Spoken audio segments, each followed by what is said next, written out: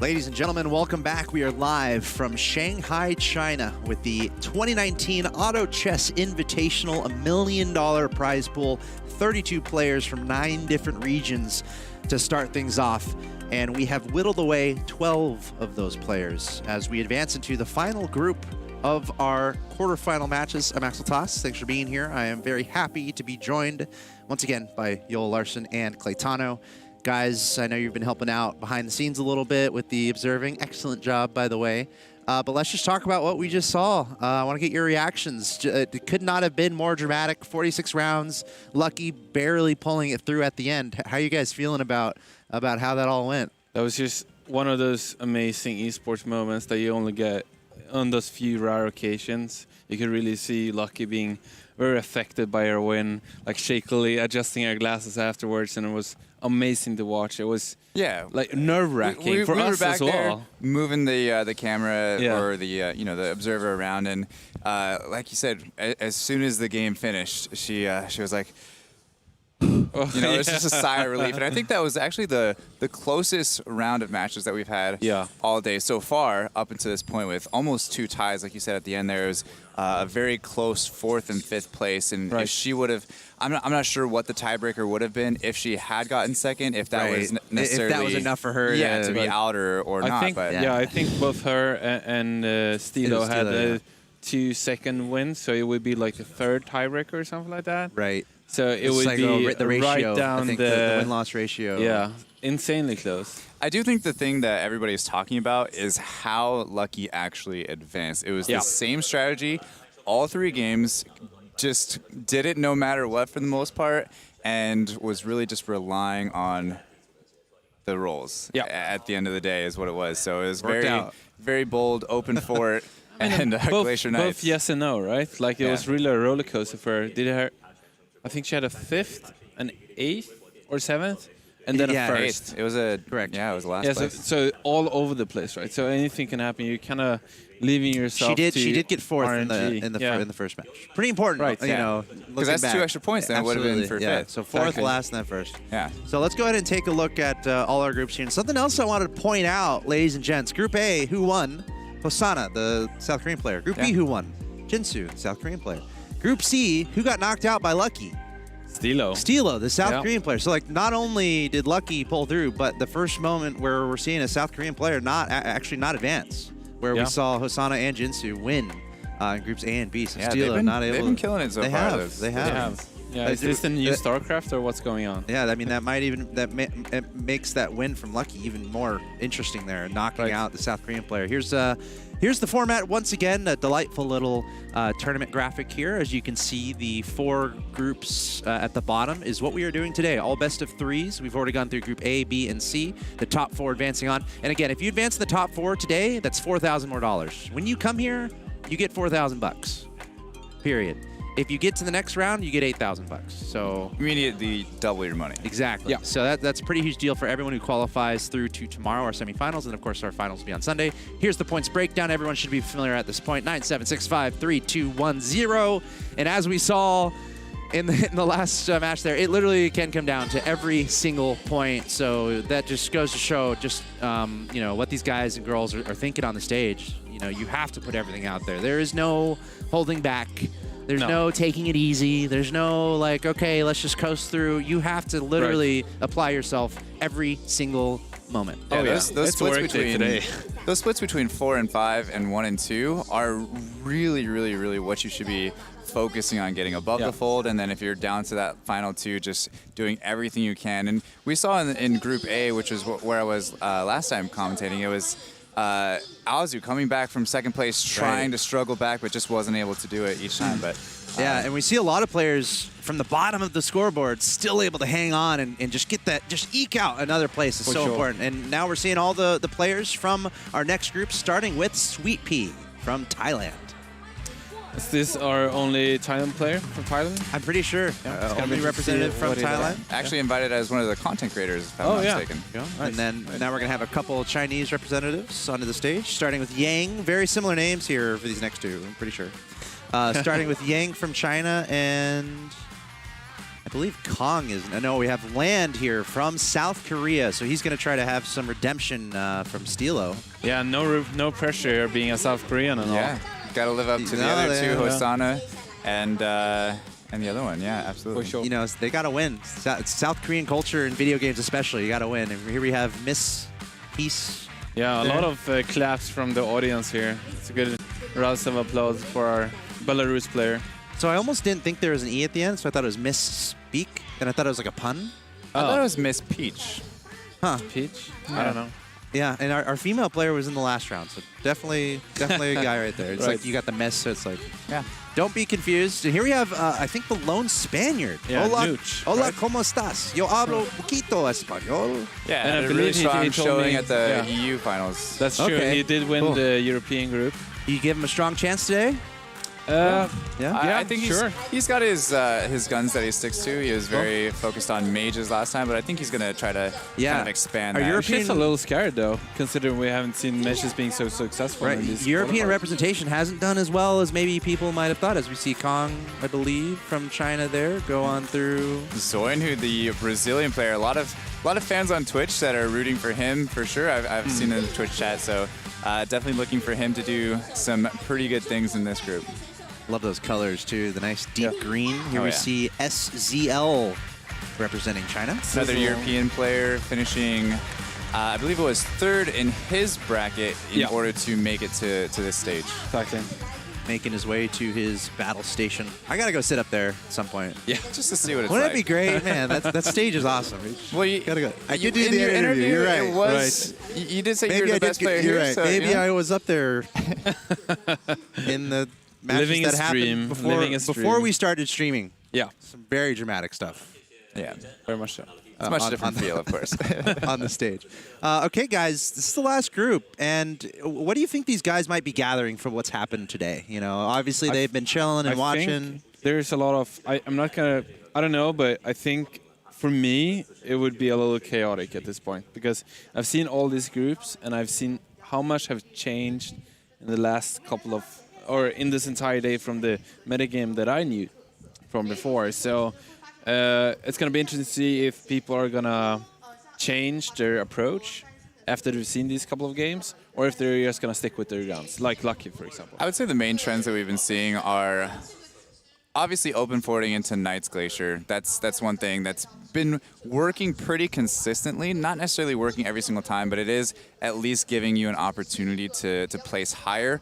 We did see Vince not necessarily get the rolls for it when he tried to go for it, but that's because there's too many other people, and he just happened to get the short end of the stick, which is a little unfortunate and something you have to keep in mind. But I do think we're going to see some other, Hunter comps again, some more Dragon Mages. Those are going to be the three premier builds. Beast Warrior.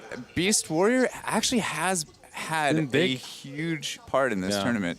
And not only just getting them into a top 4 position, but actually winning the game. I think Beast Warrior has more wins than any other build currently. I think so also, and it might not seem like a big thing that a Beast Warrior is another comp you can go for, because it also pressures the entire metagame in terms of tempo. It pressures all of the other comps because it comes online so much faster. So you have to adjust, and that's really hard when you used to I can stay at this amount of interest in this round. I don't have to go up to level 8 or level 9 on this round, etc., etc. So it's been a really nice dynamic element that has been coming up in this It's easy to get those Beast Warriors early game because they are a little bit less expensive, right? There's the 1 cost and the 2 cost that you can kind of set your team up with, and then it's really easy to transition out of those if need be. Right. I've heard Goblin also mentioned early game. Yeah, Goblin's really good. But then you have to transition. That's It does limit your transition options, where with Beast or with Warriors, you have the option to go Beast Warrior, you have the option to go Mages, you have the option to go Hunters, and if you have the option to go 2 premier builds from the start, or in 3, keep it on a win streak in this setup where people lose streaking have been punished several times already, I think that's actually the best option for right now. Yeah, exactly. We saw during the qualifiers, the European and the NA qualifiers, is that whenever people went for Beast Warriors, they always transition into either Dragon Mages or Hunters. But in this tournament, we've actually seen tons of Beast Warriors just staying Beast Warrior. Yeah. Just leveling up, going very aggressive in their win streak, punishing, as you said, some of the loose streakers, especially the Dragon Mage players. Because the problem now with the new hero being added is we see a lot of these mage builds going for 6 mages. And that means you're going to be weaker at a more in the early game, because you need to start getting those mages a little bit earlier. Previously, we saw a lot of Dragon Mage, and Dragon Mage means you go only 3 mages, dragons, and you have a 3 warrior front line. When you do that, you lose a lot less life. So that's kind of how it has changed everything, and it's super interesting to see. I think trying to maintain as much life as you possibly can right now is the general trend. We're moving towards, Don't lose streak into 30 HP or 20 HP, because at that point, it is so hard to bring yourself back. We did see Philip actually successfully do it from 11% HP, possibly going out at almost 7th place and then coming back to win it. Oh, that's right. I think you're right. Yeah. I mean, it is possible. A little insane, but at the same time, it's just too risky. When there's so much money on the line, I wouldn't risk it. Can we see another Follow Witcher game? We've seen a few of them already. I haven't had the opportunity and the pleasure to actually comment on it, but seriously. It's been quite a sight to see, and I know the fans watching at home and live have been. There's something about it. There's something just watching that 3-star Fallen Witcher that just makes you feel good. And we've actually seen a couple 3-star Doom Arbiters already. Yeah. So, I mean, you love a good carry, right? Yeah. And what is a better carry than a 3-star Fallen Witcher with bonkers items? Yeah. It's just beautiful to see. And there's so many other units that combine to make it into the ultimate carry. There's Rogard, the Taboo Witcher, the crowd control. Yeah. Did I ask you guys your favorite units? I forgot who I had. Yeah, for me it's Rogard. I don't think it's very personal bias. Nothing to do with how good it is, but I have good fond memories of him. So mine since day one has always been Dragon Knight, and it was before Dragons Mages were really super popular. I just really liked playing him because when I first started so playing make the game, sure it's not a normie. This was way before. This was way before. It was good. Before it was cool. No, but it was really the first thing that I ever came across that was just working for me, and it was when I was learning the game. I didn't really have a community to talk with about it. I was just like, hey, this is really good, and I'm gonna keep using it, and I'm gonna use it again, and that's like literally all I did every single game until I realized that there's other options out there. It's a good way to start learning the game if you're new to it. Just focus on a comp that you think is good and learn that inside and out, and then you will get to play against other people that plays other comps, and you can learn them that way. Maybe not even focus on a comp. Focus on your favorite character just because you think it looks cool or performs cool. Yeah, sure. And then figure out what works with it. Yeah. You can get even deeper than that on a more and basic then level. It also encourages you to play the game more because you're like, okay, I have a connection to this one unit and I get to play him every single time. So it's just more.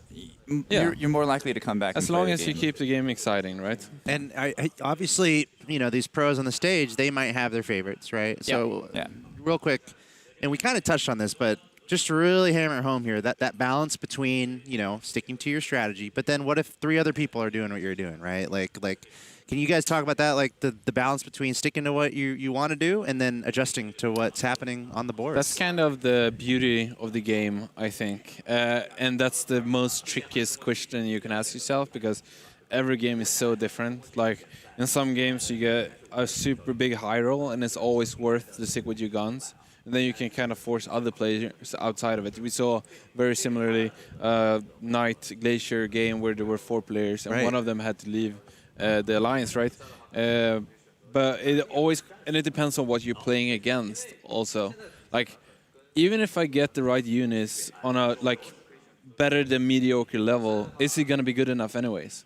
Like, do I have something to transition into? Like, is my setup easy to transition away from? Like Glacier Knights, for example, it's almost impossible to transition away from because it builds on a lot of early units and a lot of late game units. So and another word I've heard you guys use is like commit, right? Or all in, which might play into that, where eventually you have to decide. Yeah. You're going to say? Yeah, I was just going to say, going kind of off that favorite units, theory, all these players have their own favorite units, but once you get into a certain level, that has to kind of stay unbiased. Otherwise, it'll really cloud your judgment of what's really the best possible decision at that moment. And if you're kind of just like, oh, I always want to play this, I always want to play this, you'll see that it even happened with Lucky. She did get an 8th, where that could have easily been 2 8s if just things kind of aligned differently. Every game will have a certain amount of EV going into different kind of builds. Some are going to give you better EV to win the game, others not. But you got to think of your own skill with those setups also. I mean, we talk about being unbiased, and you should be, but you could also count in, okay, this is a build I'm not comfortable with. Even I'm at the highest level, maybe I'm just 5% worse with it. And maybe that's enough to turn into another build. It all differs. And I mean, this is such a complicated build. I mean, game. It's really hard to do every build perfect. I mean, if it was me building that build that I would Tutu do it had, perfect. No. I just want to bring up that build that Tutu was pulling off in the second game of Group B. Yeah. Tutu did not end up getting through, by the way.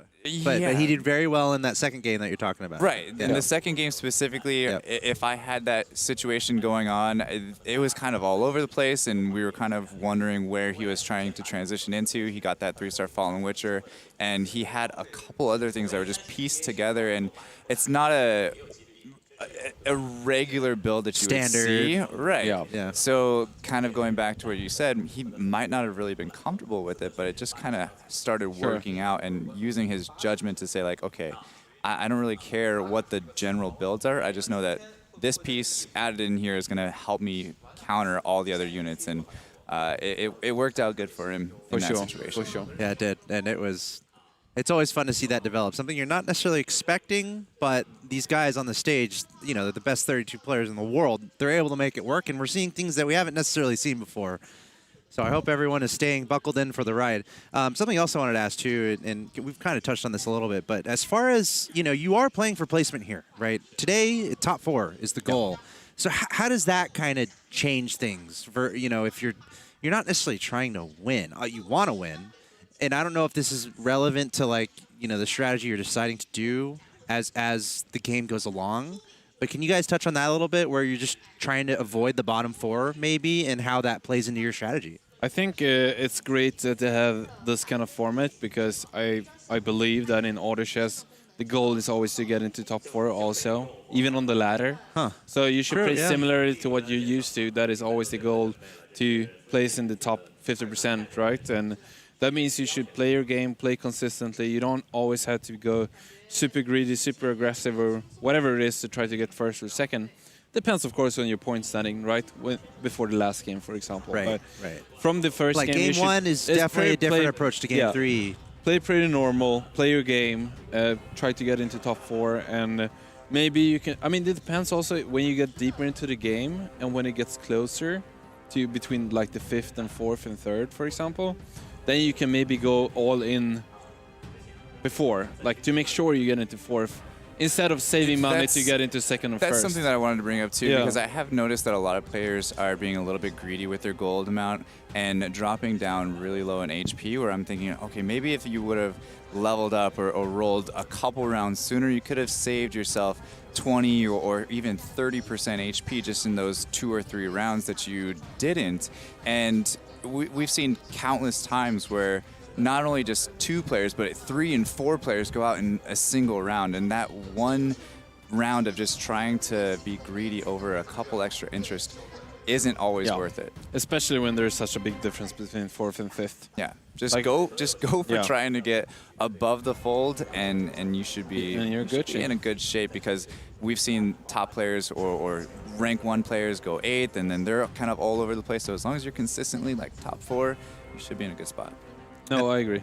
And I guess specifically for the game we're about to jump into, you know, this is the clean slate.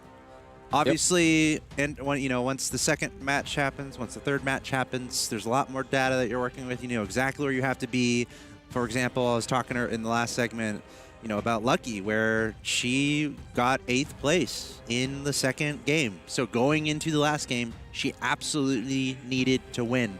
So obviously that's much different from this game that we're about to get into. It's the first game. So what's kind of the mentality there for these guys? I would say try to get yourself in a position where you have a chance and you're not playing from behind. Obviously, you don't necessarily need to go for first, but just getting in that 3rd or second spot is a really good first game position because you don't feel like you're too far behind. Fourth, you still feel like, you know, it's a little close. Anything can happen. So fifth is like, okay, I kind of have to play a little bit better. Next game, 6, 7, and 8. You're like, okay, I definitely don't want 6, 7, 8. It's like out of the question. Yeah. Fourth and fifth is like, okay. Third is like still, you know, things could happen. Second and first, you're like, okay, one's done. Right. Next. Yeah, especially when we see this like dynamic change in the metagame, I would like people to like play comfortably and safe and see what the lobby is like. Because you're gonna get to play 2 more games against these guys. Yeah. And I mean, we saw in the lobbies have been different, like from lobby to lobby. Some have been way more aggressive, others have gone for Fallen Witcher strategies and etc. And there's another lobby that went for a bunch of knights, for example. And like knowing that after the first game and not going all out trying to do one strategy because you think the metagame is in one way can be a mistake. So stay open for the first game, stay versatile, play confident, play safe, and feel the lobby. Feel when people are going all in, feel when people are leveling hard and when they're pushing extra, and then you should be good for the next 2 games. What are those reads that you're kind of making? You know, the game starts, and obviously... Well, especially, it's very hard in the first few turns because then people are just playing for the early game. You can see how many people are going for lose streak. That's a good tell in the beginning. Okay. But other than that, it comes down a lot to when people choose to spend their money. Like when people are trying to push to conserve their life or push for win streaks. So if people do that a lot earlier, instead of trying to hit interest points, you have to kind of stay in the loop. And you can't play strategies that takes too long to come online. Like, and we've seen that a lot, especially in the first group, people got punished for playing 6 mages dragons because it was just too slow to come online. And the Beast Warriors just wrecked them. And then your health gets so low, it's too late, and then, exactly. As you were mentioning. You hit your stride, but at that point you have such a low health that you're gonna win 85% of the time, but the times you lose, it's gonna be enough to kick you out. So I also don't think that open forwarding that we've seen has been necessarily a bad option to go, no, but knowing when to stop and start buying units because you know, things aren't going to be good if you continue down this path.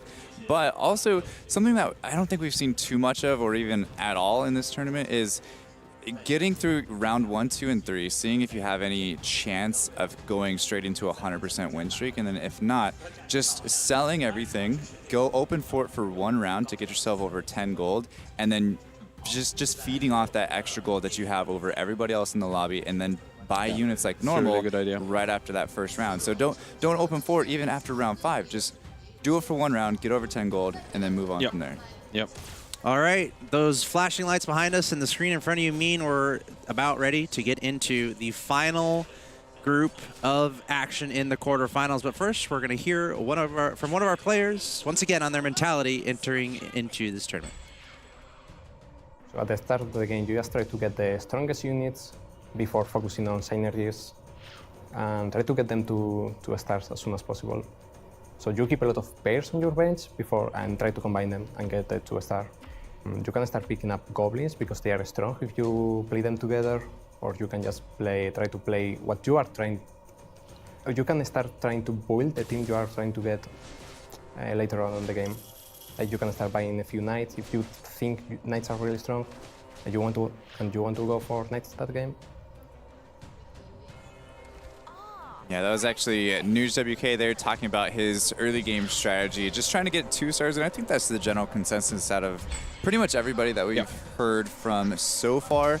And obviously just trying to get those 1-cost units specifically, so that way you don't need to lose gold on selling those 2-costs if you happen to get those up to 2-star as well. But I mean, getting a 2-cost 2-star unit early game isn't necessarily the worst thing in the world either. No. So just maybe building your comp around that if you do get something a little bit more lucky. And looks like Sizzle actually picking up a 2-star Skybreaker as well as a pair of Heaven Bombers. So he's in a really good spot here going into round 4. Only needs a Ripper or Soulbreaker to complete the Goblin bonus. Yeah, that's it. Then and if he gets another Heaven Bomber and a Soulbreaker, that would be insane. Yeah, that'd be super good.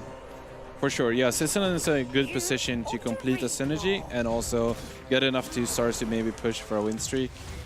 Sweet Pea here has a Red Axe Chief.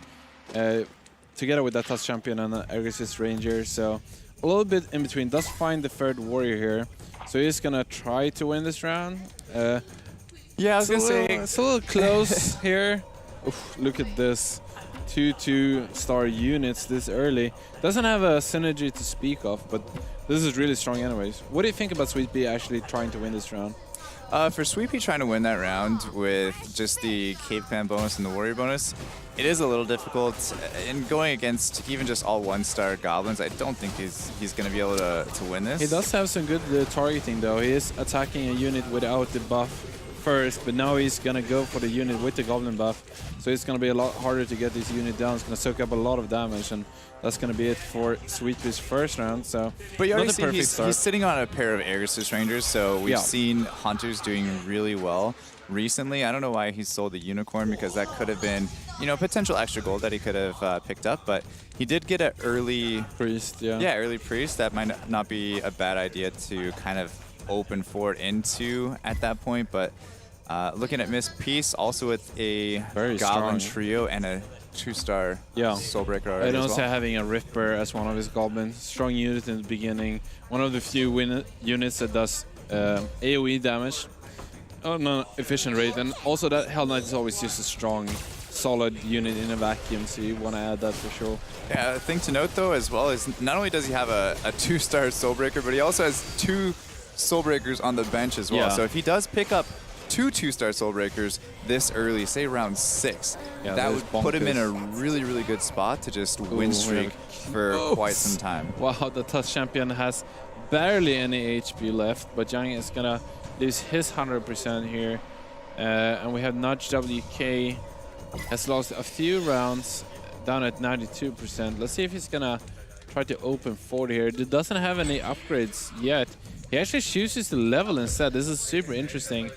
Very surprising that he's still trying to start to win his rounds. Well, especially considering since other people have also leveled at this point and he hasn't won his first round. I mean, it kind of goes back to what we've been talking about previously, where lose streaking right now in the lobbies and how good they've been so far. If you get yourself into a position where you're just losing and losing and losing, it's really hard to come back from. So he could have been watching these matches and seeing that playing aggressive early, giving up some economy and just maintaining that HP is more important than it is in normal gameplay.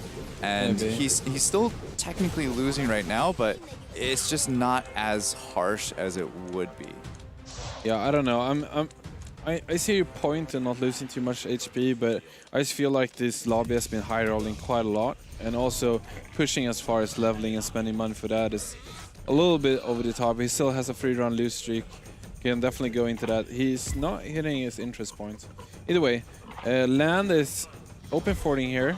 Basically, he's kind of dividing between whether he should open for it or not, but it seems like he's gonna shoot something in between, hoping he can maybe kill off a unit before he loses his round. Yeah, he's got the Glacier Knights Beast Warrior kind of. He just has a lot of pairs right now, is what he's looking at. But the thing is that we've talked about committing a little bit already, and it's kind of hard to have so much gold on your bench. Although he does have over 10 gold, so he's hitting that interest point like we talked about previously, and still lose streaking at the same time. And then he has that priest in there in order to kind of protect that HP as much as he can as well. And Miss Peace still doing perfectly fine with the 2-star Soulbreaker, as we suspected. Yeah, actually. Early Thunder Spirit here and the Sharpshooter as well. So maybe looking to go into Dragon Mage. We see a Venom also. Something we haven't seen too much of is Assassins being played, and looks like he is obviously using them now, but picking up a pair of Phantom Queens to go along with the pair of Soulbreakers on the bench, and then also throwing in the Shadow Caller as well. Something that's always nice to think about, especially in the early game, is that you want to enable synergy for the unit that is your strongest unit. So right now, Miss Peace's strongest unit is that Soulbreaker. So you want to enable that unit as much as possible. And Miss Peace is actually using both of Soulbreaker's synergies, both the Goblin one and the Assassin one. Trying to harvest as much power out of that unit as possible. Kong still at 100% here, also hits his interest point. I would really like to see what Kong is working with to stay as strong in this lobby. he's working with a ton of 2-stars. Actually, two 2-star TUS champions. This is a little scary for the rest of the players. Yeah, he's got the 2-star TUS champion in the back to kind of catch those assassins that he's seeing from Miss Peace, because he knows that he's the 100%er, and then the one person right below him, which is Miss Peace, is running an assassin comp as well. So he does have that protection. He throws in a little egg assist, which is also really good early game at the same time. And he had those 2-stars super early, so it's no surprise that he's still going 100%. I would imagine that he's going to continue this streak for a little bit longer. A little interesting to see what he's going to go into here, because there's a little bit of everything. There's a few hunters in the back. There's also those 2 TUS champions, which usually means you want to go into Beast Warriors. However, he doesn't really have any other good warriors. He has one Abyssal Guard on his bench, but that's about it. So I think Kong is going to have some decisions need to make some decisions which route he's going to go Kong for. actually does, in fact, lose his streak on that round, but you do see that the TUS champion in the back did catch those assassins very nicely and ends up going ahead and selling the Evil Knight there to probably get over interest here at 20 gold, round 10, I would assume. Actually, he's going to buy a Thunder Spirit instead, so he's going to be looking into mages, I would assume. Yeah. Especially with the Skybreaker on the bench too. It's not the worst thing in the world to go with the God of War right next to it. You might see these 2 TUS champions and thinking, oh, he's going to commit into Tusk and Beast Warrior, but he doesn't have to at all. At this point, they're just nice 2-star units. You can always sell them for full retail value if you do sell them, because they're both 1-cost units. So you can definitely go into that direction without it being too painful, honestly. And this is one of the really good ways to go into mages. If you have a strong start, have a bit of a win streak, but especially you want to conserve that HP, so you make sure you get into the late game. Mages can definitely be one of the stronger comps, and we have seen them failing a bit previously. So this is going to be an interesting new way to kind of go into mages. Yes, well. Speaking about interesting, looking at lands bench, he did actually do that creep round with double demons, and because there's double demons, the synergy doesn't actually activate with the Fallen Witcher in there. I'm not sure if he maybe made a mistake on it, or if he was genuinely thinking that would be a better option. He did end up winning just barely by 1 unit, so it doesn't really make too much of a difference here, but still hanging on to those pair of swordmans there, but it looks like he's going to go Glacier Knight, and I think he's pretty much committing at this point here. Yeah, for sure. I kind of like Lan's position. He's going to have 50 gold very early, and he's had that priest for almost the entirety of the game, so the damage he's taken has been reduced by quite a lot. Yeah, he's at 62% HP, still at 40 gold, round 11. Not really in the worst position, but he needs to start. He needs to start picking up those units that he has pairs of and putting them to work now, and kind of keeping things where they're at. Not just really pressuring this lobby. We saw him previously aggressively level, even though he lost his first 3 rounds. But he, as we said that, the round afterwards, he did hit his swordsman too, which is a big upgrade for him. And he also has found the free hunters if he wants to. He's playing the Skybreaker instead. It's a little interesting. Instead of... No, he actually only has a Wind Ranger, so doesn't have 3 hunters yet, but that would be quite a nice upgrade for him. I think I would almost still use the Skybreaker 2-star, even if I did have 3 hunters, just because that Skybreaker 2-star is providing a front line for the hunters and mainly the dwarf sniper there. And you do see that he's also protecting himself against the assassin players in the lobby as well. And he's honestly in a much better situation at 87% HP, 21 gold after leveling up there, instead of just kind of submitting to that loose streak early game round like 5 or 6, I think it was, when he actually ended. Here we actually see a bunch of soul breakers, as we talked about previously. Now there is 2-star soul breakers. Could we get a 3-star? There's one more on the bench, and this is something we saw DAZN did a lot in the qualifiers, where he went actually for a 3-star soul breaker quite a lot. It's a powerful unit right until the late game, so interesting to see here. Yeah, also and going just for throwing those, in the dragons in there. All he needs is keeping the assassins also. He had to level up, and he can throw mages in as well with the addition of mage the assassin. I've seen this before, haven't I? I think, is this the mage assassin? There's no spirits, I guess. There's not stone spirit anymore, but it's a little different. It's a little different, but it is a lot easier now with Winter Sharptron, because it's both a mage and a dragon. So it's easy to add Venom and Shining Dragon and get that third mage also with your assassin. If you get Fennel Queen, also nice with Water Spirit because it also has magic damage. So maybe something to look into. Probably a little bit too late at this point of the game. Just a quick look at the gold obtained here. We do have land, of course. Blue streaking always gives you a heavy advantage as long as there's not a 100% win streaking player on the board as well. But land now is still super far away from, you know, anything that he really needs. Of course, he has a bunch of pairs, but at this point, 44% HP, you would think that he would have at least a couple 2-stars by now, but right now, round 14, he has 0 2-star units on the board. Yeah, this is going to be an important round, but he is level 7 already, so he has leveled up, and after this round, he's going to have more than 50 gold, so I think he's going to do 1 or 2 rolls to make sure he does defeat the Wolf round, and he should be able to find a few pairs here in the coming round. Or, I'm sorry, should be able to combine a few 2-stars with the pairs he does have. I really think if he doesn't start spending some of that gold, he does have the chance now, right? He's gonna roll being now. A little too greedy. Of course, right now it's a creep round, so I don't think he's going to do anything right now. But going into round 16, I don't think you want to drop any lower than 35% HP. So you need to take that advantage. He has such a huge gold obtained advantage over everybody else in the lobby that he needs to start putting that to work and saving his HP right now. So as you see, 111. Nudge is the closest one behind at 95, even after leveling round 5, right? No, he did lose 3 times, and I think he haven't lost ever since. Yeah. I think he's still on a pretty long win streak after that. Yeah, no, I feel like Land perfected the way he got his interest because he's gonna have exactly 2 rounds to get his 2-stars, if you will. So now it's really gonna be, we're really gonna see how quickly Land can find some more upgrades to not lose more life.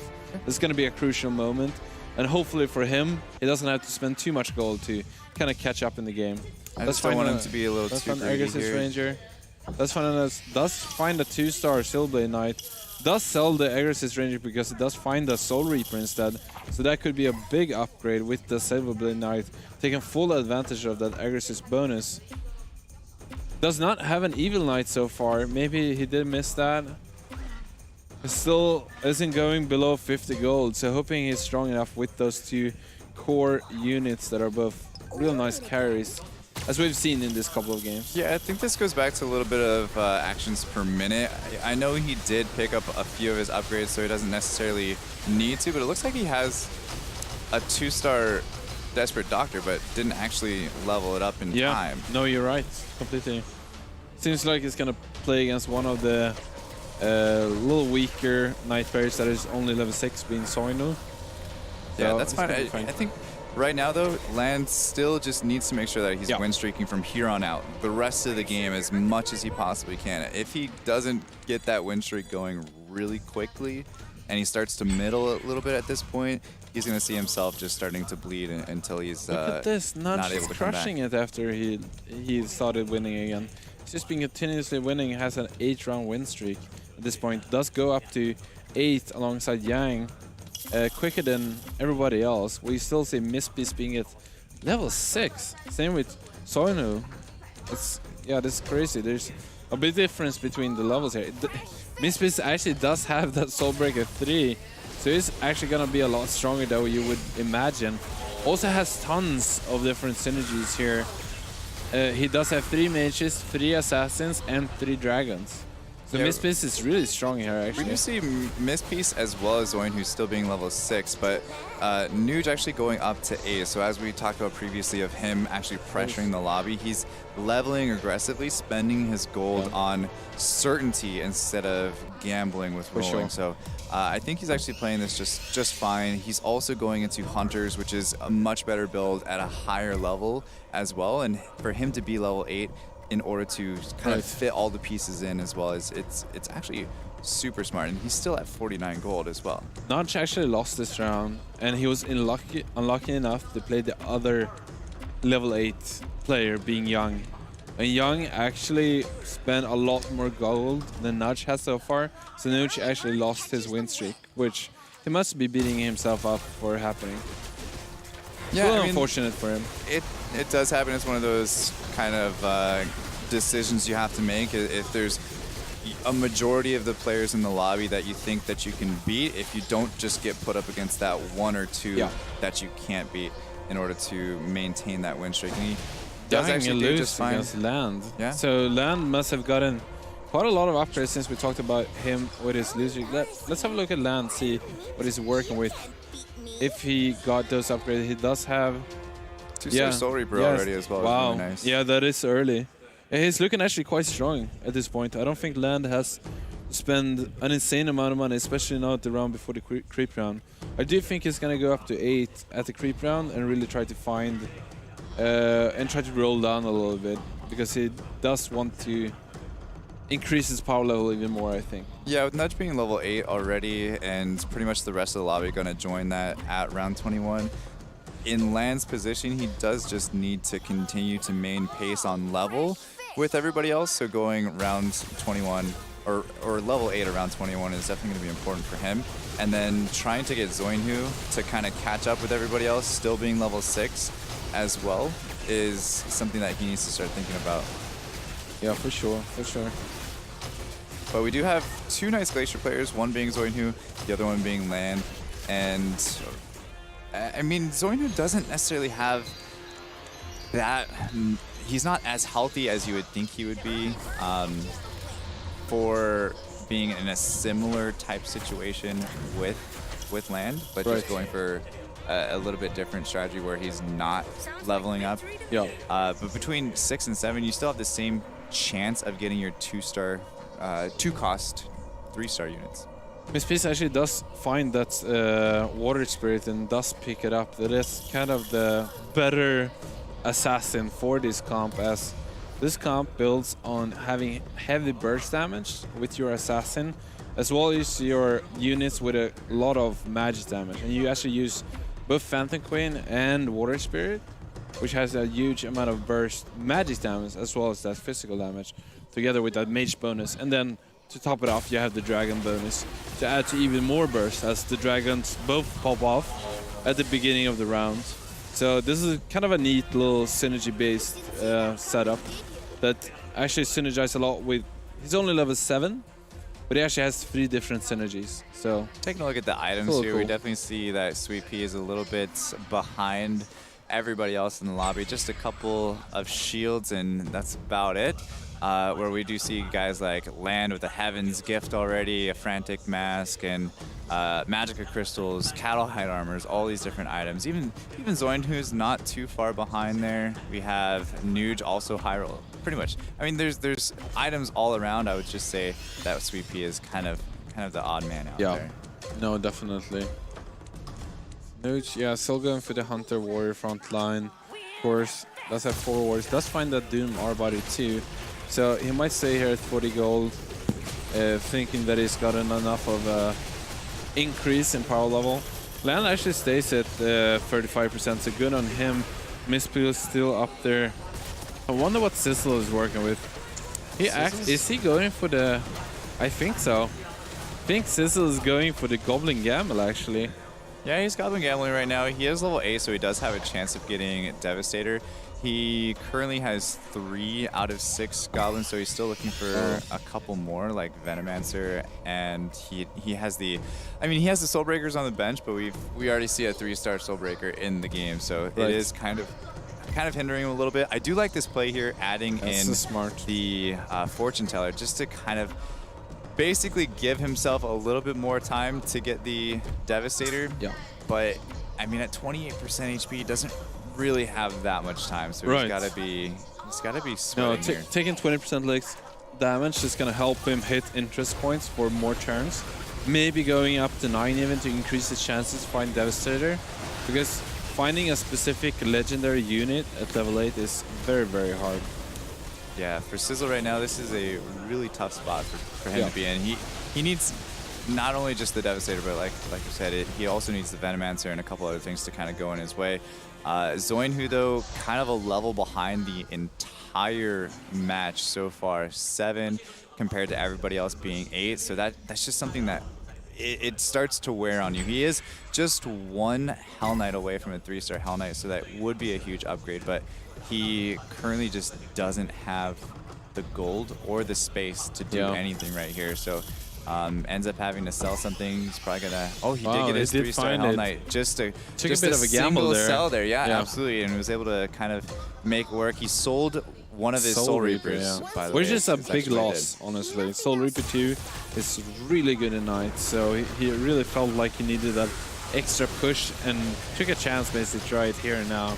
I do like this play, though. That might save him a ton of life. Yeah, it's going to save him a ton of life, and just like land, you don't really want to go down below 30% HP. Yeah. So risky, but not too bad. Maybe needed. Yeah. Again, risky is an understatement because that Soul Reaper is 4 gold. Yeah. It takes 2 gold to roll down and 2 gold to buy a Hell Knight, so he needed it to just be perfect. And it kind of worked out. Yeah. All right, Sweet Pea now at level 8. He's rolling with Beast Warriors here. Very classic build of Beast Warrior. Does have that 2-star Wormy Boy, of course.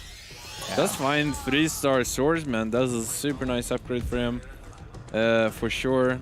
One of the strongest units to get to 3-star.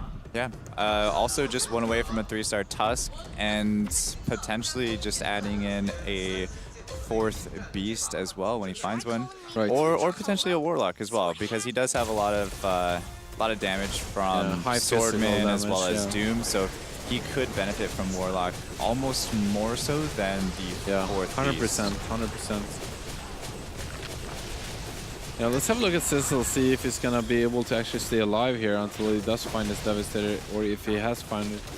Jiang also taking damage here, losing against 8 of Song U's team. Yeah, that's...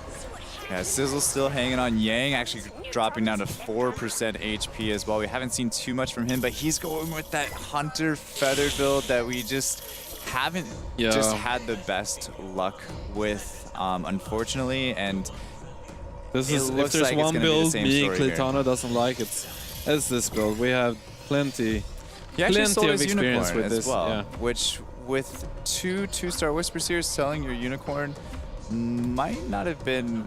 Maybe so he did pick up another one. So right. just in case if he does get a Razor Claw, he will be able to combine them together. But it was a little risky. I agree. And maybe not necessarily needed on a creep round. No, I agree. There might be a little bit of panic here for Yang being this slow on the biggest stage of them all. Not just the big stage, but the one and only biggest stage. But yeah, we had plenty of experience from this build at the qualifiers. And the metagame was a little different there, but not too different. And it was losing a lot. And since then, it's actually received a nerf. And also, I think the metagame has become even more hostile towards that setup. So not really surprised we see at the bottom of this lobby.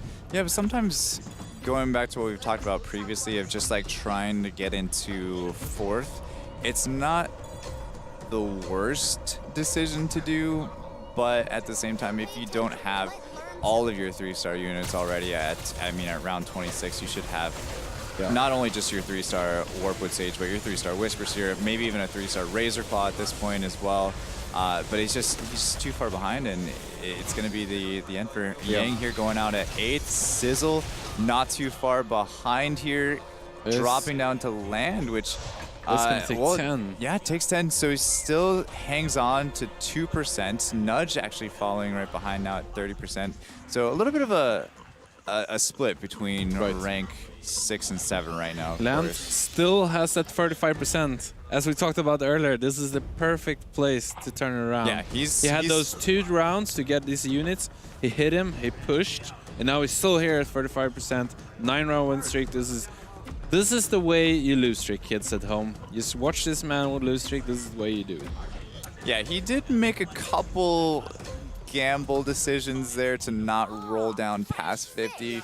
It was a little gamble, scary. no future. Okay, no. It's a little scary, but it is paying off for him in this situation. Picking up a 3-star Lifeblade Knight. Have a look at Sizzle, see if he can survive this round. This is gonna... No, he's gonna fall to Nudge here. Nudge is one of the stronger plays. Was one of the stronger plays on this lobby. It's actually fallen down to last place now that Sizzle is out. So This is kind of the symptom, however, of the way that Nudge was playing, is that he spent a lot of gold early to then streak. But then since you spend a lot of gold early, that could come back to haunt you in terms of money gained later in the game. We actually see him in the middle of the pack in terms of total money gained. So it's one of the reasons why you see him fall off a little bit here in the later mid-game. Zoinhu now with the 3-star Defector as well as the 3-star Hell Knight that we've seen already. But I was wondering, did Nuge WK's Siren go off twice? I'm not sure if he had a refresher orb on that or not. It might have just been in my head when he was up against Sizzle, but maybe we could take a look at that next round here. Nuge actually getting dropped by Miss Peace down to 5% HP. So he's seen his lead dwindle within a matter of about 5 rounds here. He was at the top of the board and then just right down here now in it is a refresher 6%. Yeah, so like I saw, refresher orb on Siren there. He was able to freeze the Heaven Bomber from Sizzle a couple times. So that's a huge pickup for him, especially in a Hunter build. He just needs to get himself that 2-star Dark Spirit as well as the 2-star Pirate Captain. The problem against a team like Sweet Pea is his team is a little bit too squishy against him. He doesn't have a lot of really tanky units. The only one is a little tanky is Doom Arbiter, and even Doom Arbiter at a 4-cost unit is not the most tanky 4-star warrior you can have. So against a team like Sweet Pea that's all about the burst, this is a very weak lineup, I'd say. Against that, especially against Sweet Pea. But against some of these other players, I can definitely see him doing a little bit better. This Silverblade Knight, however, is just wrecking, and that's gonna be it for Nudge WK. Does claim a 6th position here in the first game. That Siren was really trying that round, and it just no points for trying, I'm afraid. No. Well, he got 2 points for trying. All right, so we here have Kong leading the pack actually in terms of health. That's a ton of Flaming Wizards on the board. Not moving in on that just yet to maybe use a Shiny Egg, considering he does already have a Flaming Wizard 2-star on the board. So maybe looking to 3-star that, putting on a few damage items on her can be a pretty strong carry. But Kong already has a Dragonite, so it's a little bit more likely he will put a bunch of items on that Dragonite. The frontline Tortola Elder is just very bold. I wonder if he's going to keep that going into the PvP round as well for Kong. And he's kind of starting to take it back a little bit, but not too much. It is something that we actually saw a 2-2 run pretty early on, which I feel like made sense because it was like round 5 that I think he got a Tortola Elder, so he did put it frontline. But in this situation, he does have a source. He has the mage bonus as well, so maybe cornering it would be a better option for him. But in this case, he does have it pretty far. I think it's trying to make it so that there's only one unit that can fit in that little hole, so that it helps him a little bit to get his ult off. But I do agree with you that I would prefer to put it on the back line. Yeah, he is playing against Soinhu here, and it is, I think, gonna hold. No, the Hell Knight is just gonna survive everything. Let's have a look at that Hell Knight and see what items he does have to be able to be this tanky. Let's have a look at Soinhu's Hell Knight.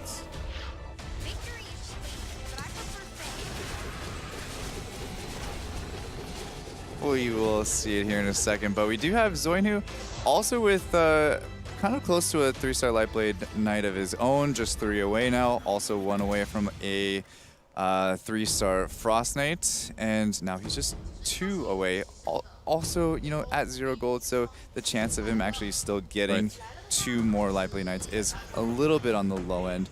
Though Land, he's still killing it, 35% HP since round 13 rounds ago. I'm just gonna go with that. And yeah, this Lightblade Knight is looking good. Does have the attack speed items. That's a great Lightblade Knight. Yeah, that's only needs a few damage items to be like 10 out of 10 basically. Land also just 1 away from the 3-star Hell Knight, which would, I would say, almost make him unstoppable, because I would actually prefer him over the other Knight Glacier player at Does that still point. have 35%. Is he gonna remain at that win streak. He does lose his win streak finally. 13 round win streak, that's a long win streak, and he must be happy about keeping that for that long. Well, unfortunately lose it, of course, but Lan is level 9 with 50 gold, so looking really nice. Actually, Miss Piece going up to level 10. Let's have a look at Miss Piece and see the way he has transitioned here. He's still having that 3 assassins, but has kind of slotted in more mages, going up to 6 mages, 3 assassin. Super interesting build. Actually, he has removed, he has removed the Venom now, considering he wants a Dragonite instead. I think this is an interesting option. Do you agree with removing Venom and losing that assassin bonus for your Soulbreaker and your Water Spirit? I mean, at this point, I think Helicopter is going to do so much damage for you that just throwing him in and giving up that Spirit bonus would also not be the worst. Or the Soulbreaker, potentially. Or the Soulbreaker as well. Yeah, the Soulbreaker isn't... I mean, look at the Soulbreaker on the damage chart. About 2,000 damage. You can get double that or possibly triple that from the Helicopter. With the Venom? Assassin bonus, I don't think that's going to be as... good? Yeah, it's just a crit here and there. I think it's close. I think it's interesting, yeah. I still think the Helicopter this is such a strong more. Hell Knight. Such a strong Hell. Let's have a look at this Hell Knight. Here we go. So we finally get to see this Hell Knight with that ice armor, making him ever so powerful. Also has an extra block and the Kirax and some magic resistance. So this Hell Knight, you want to make him as tanky as possible. And he's just going to survive the initial burst. Then he will use his extra 50% pure damage and just sweep through the backlines once the kind of initial fireworks have happened, if you will. Yeah, Zoinhu just praying for that 3-star Lightblade Knight, possibly just trying to get past round 34 to get him into a creep round for a couple more rolls or a couple more chances at it. And Zoinhu is also in another issue, that's he's the only level 8 player in this game. All the other players has gone up to 9 or even 10. So without a bank, it's going to be really hard for Zoinhu to actually come back, regardless if he finds that Lightblade Knight or not.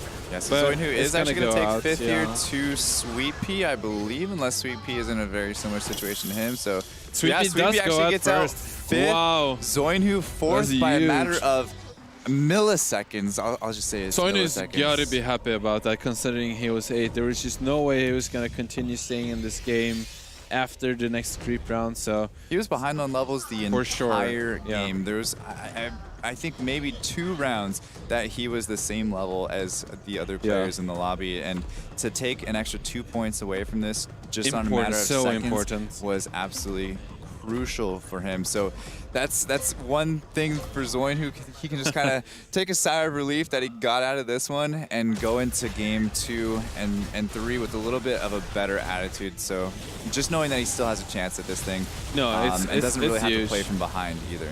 Yeah, 2 points is a lot in this close. And we can really see that like players are getting in around 12, 13 points. That's usually the 4th position from the previous group. So Cloud 2 points is just a big portion of Miss that. Piece, and that's actually a huge item for the teams that are left over. 2 Cypher Vice. Let's have a look at the item again. We can get the item tab. I believe we have 2 Cypher Vice for land actually. 1 on Soul Reaper, 1 on Store Shaman. This is insane actually. Double penguins. Double penguins. I've never seen 2 Cypher Vice ever. I'll be honest, it's never happened. I had it a couple days before I came here actually.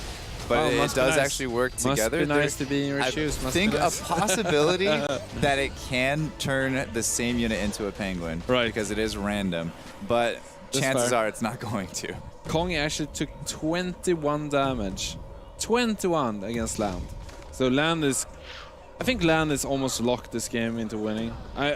Land is so powerful now with his items. And he's not even level 10 yet. He has 50 gold. He can go up to level 10. I think he should do that right now because it would solidify himself into that 1st place position and not really mess around with it. 20% HP at round 37 can go like that. You know, it can be done in one round if he gets... Yeah, I mean, we just saw someone take over 20 damage in 1 round. So that's really 2 different play styles that some leverage their extra HP by leading and having a strong comp by getting more interest points, and others are going for aggressive usage of that money to push the other players out so they don't have a chance to come back. We see Mispace actually going out here. Kong was able to hold against Mispace, but now that Mispace is out, it's going to be the finals between Land and Kong. So, as you said, I would also be super happy if Land actually went to go until just level 10. Here. Yeah, you level go here's up. got 2 stars on the bench, For or sure. roll down for possible 3-star defector. I don't think that's really going to make that much of a difference, but Right. Oh, wow, just look at that gold. don't give him the opportunity to get back in the game. He has almost 100 more gold than Kong at this point. This is just a massive. This is just a perfect economized game for Land, right? He had that long lose streak into that perfect 13-round win streak. So, looking good here. He's still gonna win on his round, and Kong actually loses on his side, taking 13 damage without Land even pushing for that level. So at this point, I really would want Land to push for level 10. I mean, you saw Kong taking massive amount of damage. He's on the cusp of dying. You only need a little bit more to push him out to make sure that Kong is losing. I mean, it's taking an unnecessary risk, letting I him think so too. go 1 round Potentially into another round in a yeah. creep round too. Yeah, so, for sure. Yeah. Not necessarily what I would say would be the optimal However, thing. I agree. This is a mistake, but it's very likely that Kong won't be able to survive Yeah, I this don't round think it's gonna- regardless. Yeah, but Yeah, just he's gonna go out. I do agree with you. Unnecessary risk, but Land is gonna end up winning this game with kind of the perfect way how you lose streak. yeah, He lose almost. almost. I guess Did he didn't win lose every round 15%. after losing streak. That's fine. He went down to 35% Yeah. and Oh, ended at what is? 20%. Where is he from? If it isn't our South Korean player Yeah, I mean- winning the first round. Look That's out. true. That is true. He was upset that his compatriot Steelo was not able to qualify from the Yeah. last round. Only potentially. taking fifth. Not only Only just taking qualify, fifth. but not get first, because that's Right. what the other two did. That's Yeah. true. That's true. So you guys were talking about him not making the jump to level 10 there at the end. Yeah. And I was thinking about it. Do you think he just like went to go get a snack or something? Because he left his goal as you guys were talking about, like 50. yeah, I this just is don't not think the it was- tournament it was to flex. I necessary. don't Yeah, think. Isn't it though? Like, was that a little flex? Just a little was- flex there. He's like, you know what? I don't even need. It would have been a another- baller move I don't if it need was a another guy. flex. You know. Imagine. I mean, I don't need think to there spend all there my was money. much that he could have done to actually get himself back into the game to beat Land. But at the same time, if you give somebody the opportunity Yeah. to make something happen, they pick up that one legendary unit that they're Exactly. missing. Yeah. Or Things can just, turn in a second. Or just like And if 2 you have the upgraded opportunity items just- or something on the creep round next round. Yeah, exactly. Yeah. So you just don't want to Unnecessary give for them sure. that. It's a that game. It's a opportunity. game of millimeters, as Claytana, you were mentioning. Milliseconds. Millimeters, milliseconds, All the milli. milli-decisions, milli-moments. But there was a moment there. I want to say it was between 4th and 5th where Yeah. it just happened in a it was Yeah. literally That was nice. one player lasted literally a couple milliseconds Zoinhu. longer. Right. So who lasted just a couple milliseconds that's longer. that 2-point separation. Yeah, And- that's big. huge. It's And if actually you've huge. been watching today, thanks for watching. But you know how important every single point is because Yeah. we've seen at least one tiebreaker go into effect. Right. So yeah, Definitely. I'm with you guys 100%. Yes. Everything you can do to give yourself total victory, you absolutely must do. As we look at the match result here, Land at the top, followed by Kong, Miss Peace. See, sometimes there's an E, sometimes there's not. Zoinhu, Sweet Pea, Nuge WK, SCL, and Yang at the bottom. Pretty even, the top 3 are very close there. Pretty interesting in the win-loss. 27-12, Yeah, 27-12, 27-10. Yeah. Almost identical there, so pretty cool to see how close that is at the top. We'll see if that continues as we move forward. Again, this is a best of 3. And there we see the 50 gold flex. Right. Yeah, that is The a flex. 50 gold flex there Yeah. at the end for Land. It doesn't carry over into the next game. If That'd be anyone's thinking about it. something. It does not work that, That way. would be. How As we would you see, ever win? as we see the point distribution, 9-7-6-5-3-2-1-0. And again, the important gaps there between first and second, 2 points. It's a big deal. Yep. between 4th and 5th, 5 and 3, and that was the moment where they both were knocked out within a millisecond. Yeah, but I'm all actually takes. curious to watch Zoinhu in this next game and see if he's actually behind in levels again. If that's just how he plays and how he is comfortable with, or if that's something that he was like not happy with, you know? So I want to see if he can get himself on the curve at least and maybe just see a different strategy out of him, because that was, for me, kind of scary to watch him be a whole level behind. So why do you think that happened? Like, I can only see two reasons. One is that he rolled a lot more than the other players instead of spending money to level, or that he kept a way too expensive bench. Well, that's one way to lose a lot of gold, so you get after the other players in terms of as a nice economy. Glacier player, he did kind of go for that, you know, get everything at level 5 if possible, don't level. Right. But the problem was he went to level 6, and that whole advantage of rolling down for your 3-star 2-cost units is gone. You have the same chance of getting your 2-cost units from level 6 to, I believe, level 8, and it doesn't change at all. Maybe even level 9. But level 5 is that just slight advantage that you'll have. So at that point, he just needed to start. Once he gets to level 6, he needs to start getting back on curve with everybody else. Yeah, you gotta choose. You gotta choose. Either you roll at 5 or you continue leveling. That's the way it is. All right, well, guys, I'm excited to see how this match continues. Again, you're watching our coverage of Group D, the quarterfinals. Only 4 can advance to tomorrow, the semifinals. Again, that's a $4,000 difference between being between 17 and 32 and then actually advancing into the top 16. And $1 million is the prize pool overall in the tournament. So the biggest stage in the world for Auto Chess. We're going to take a short break, a very short break. You probably have time to run to the fridge or the pantry, because we're going to be right back with more coverage